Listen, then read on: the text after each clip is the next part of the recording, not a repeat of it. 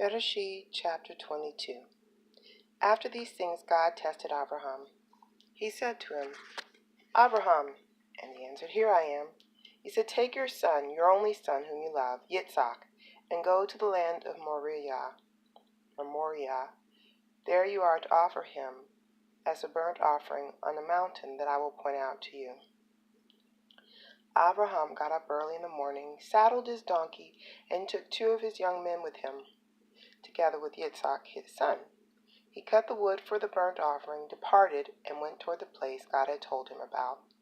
On the 3rd day, Abraham raised his eyes and saw the place in the distance. Abraham said to his young men, Stay here with the donkey. I and the boy will go there, worship, and return to you. Abraham took the wood for the burnt offering and laid it on Yitzhak his son. Then he took in his hand the fire and the knife, and they both went on together. Yitzhak spoke to Abraham his father. My father? He answered, Here I am, my son. He said, I see the fire and the wood, but where is the lamb for a burnt offering? Abraham replied, God will provide himself the lamb for a burnt offering, my son. And they both went on together.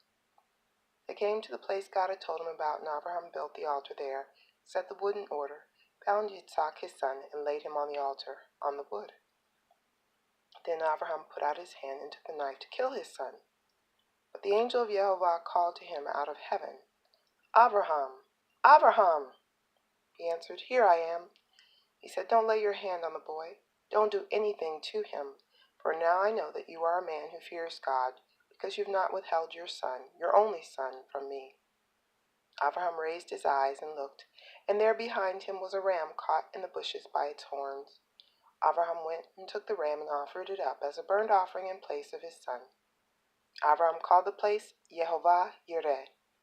Yehovah will see to it. Yehovah provides.